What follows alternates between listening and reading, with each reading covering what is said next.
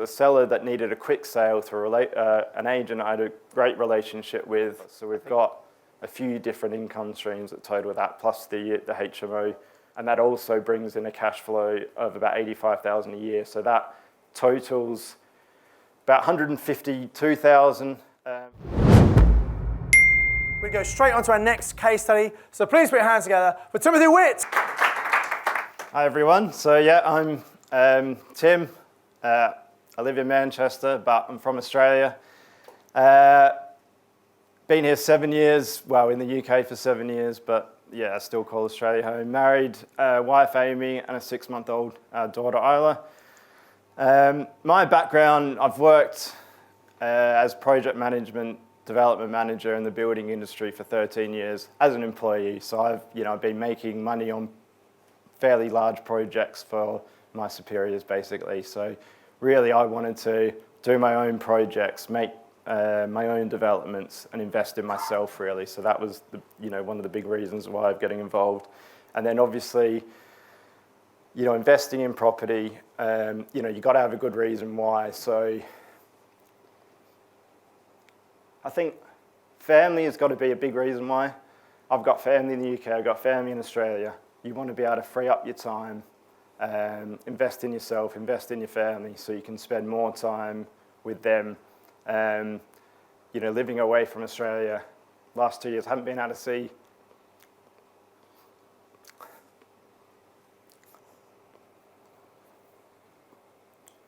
family in Australia. So yeah, ultimately in the future, free up time, they can meet my daughter. Anyway, that's the big reason why.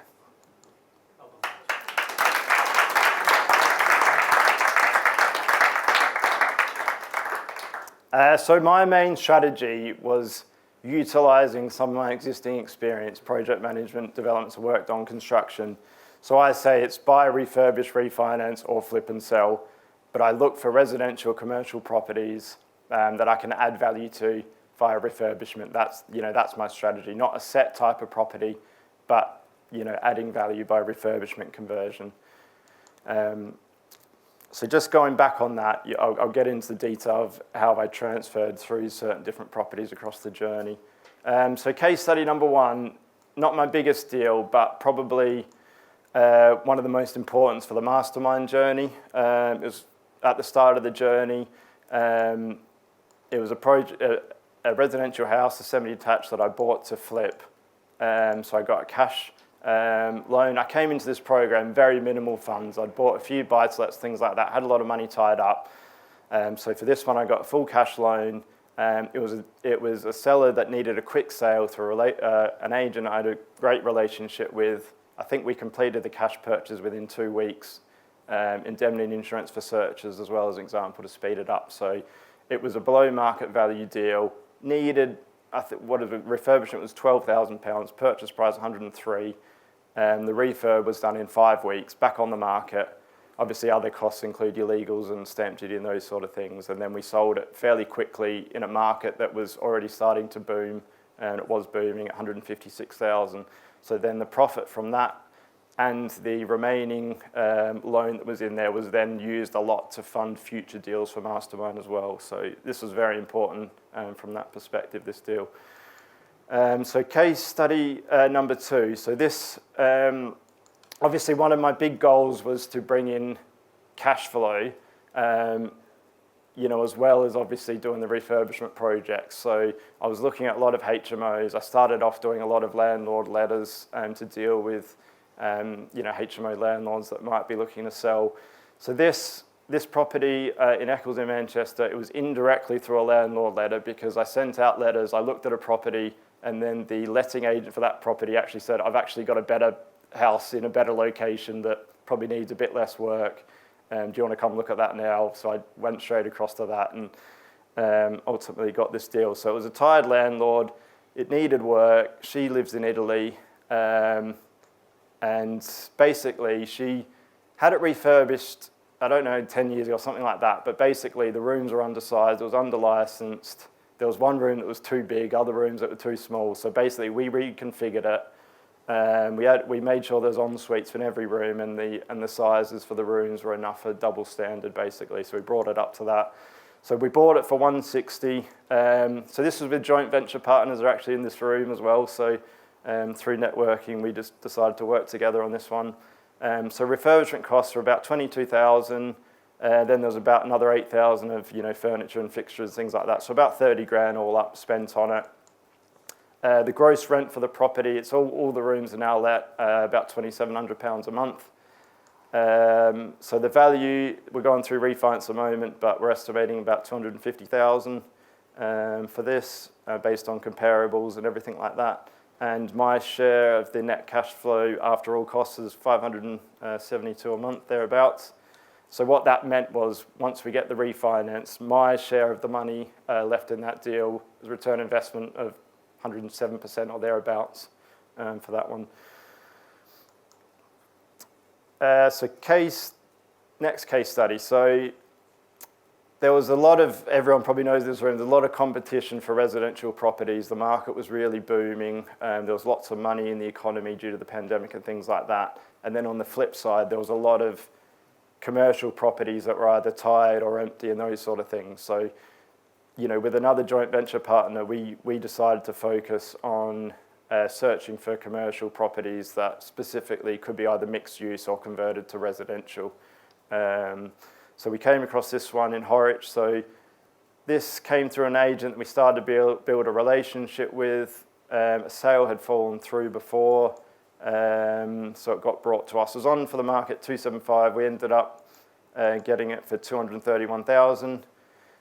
We looked at the configuration, so we were going to keep the ground floor commercial, convert the first and second floors, and we worked out that we convert to 2 5-bed HMOs on the first and second floor. So we had to get that through planning under permitted development at the time, which got approved. Bought the property, and it's now in the process of getting converted. So 191,000 worth of works.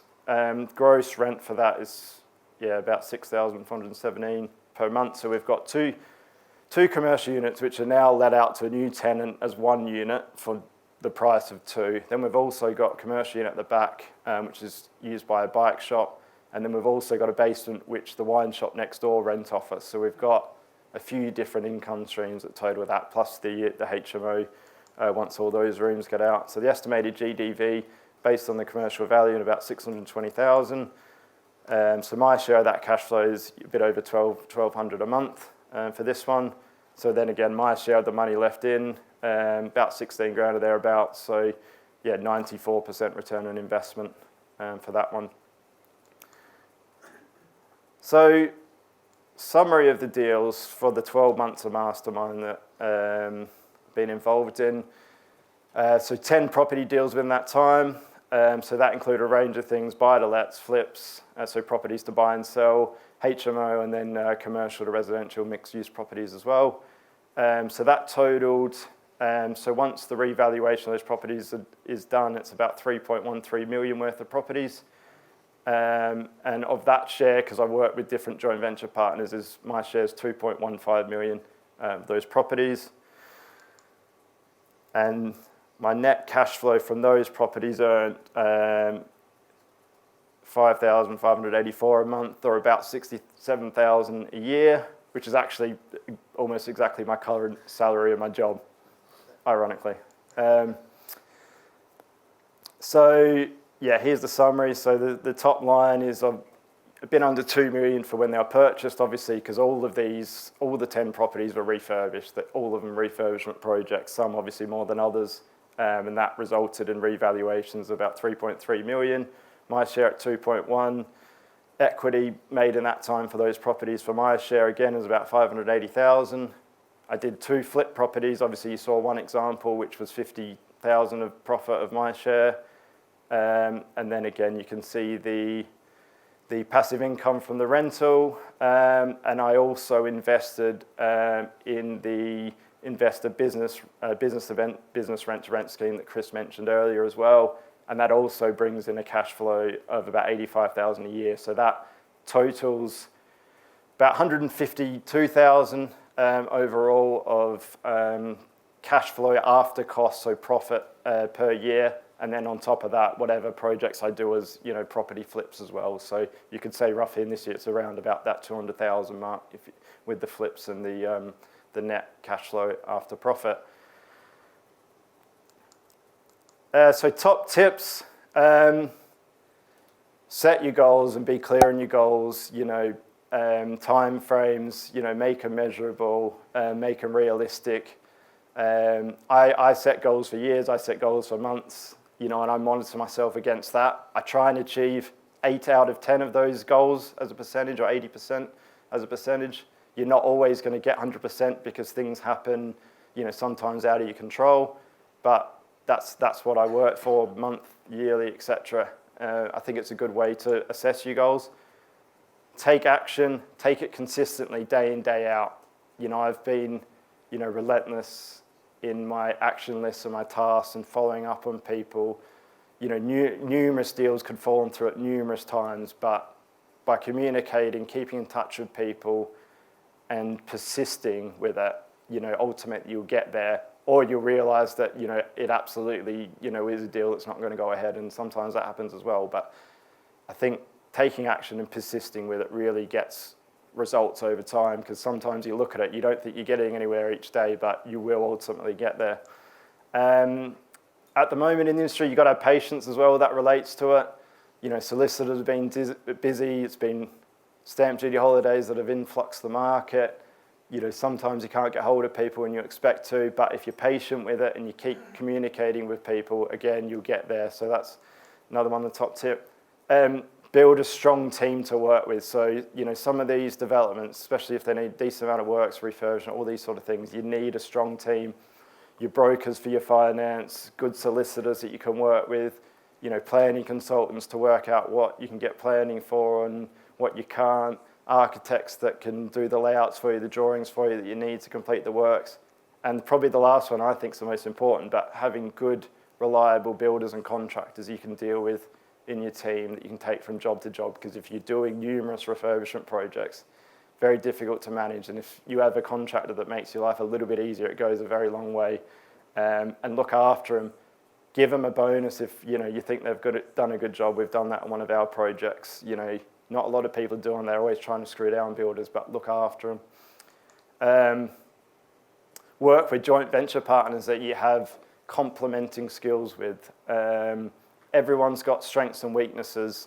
Mine was sort of project management, task focus, numbers, things like that. Other partners, other, good strengths of working with people and negotiate, all these sort of things that you can work with that have different skill sets. And, you can work it. Property can be learned, other people talk about that all the time if you're just doing things yourself, but by collaborating helps as well with your partners, definitely. Raise your profile on social media. Because ultimately you will need to find investor funds if you're doing numerous deals. Like I said, even when I started, I had limited funds. You have to try and raise investor finance to fund these deals. You're waiting for refinances to come through and cash to come back and all these sort of things, but you need to work with investors, raise your profile, show people what you do, and that will help, build that portfolio. Right, so future deals, a few more in the pipeline. I've got one that I'm looking at that someone's brought me that owns it down south. That's an office to flat conversion. Another mixed use conversion project to a HMO. Another that's a warehouse that we want to convert to a HMO with existing flats. So next steps, obviously I've got to keep existing refurbishments completed, complete existing deals, more opportunities, all these sort of things. A focus on commercial property. We're always looking for more people to work with for these sort of deals. Lend and learn opportunities. There's a lot I've learned over, my career in property and building and these investments that I like to share and help people with. And I think that's the other thing in this, being part of this environment, it's helping people and working together with people, for that win-win situation. I think, that's a big thing people can look forward. And then ultimately it's trying to streamline these processes so I've got more time to spend with the family and travel, get back to Australia if I can, and go from there eventually. Thank you. I do hope you got massive value from watching this YouTube video. I'd encourage you to click on the link below to come and do the online training with me. And I've got another video lined up for you, which I think is also going to be really useful that you should watch once you've registered for the online training with me. So invest with knowledge, invest with skill. I'll see you very soon.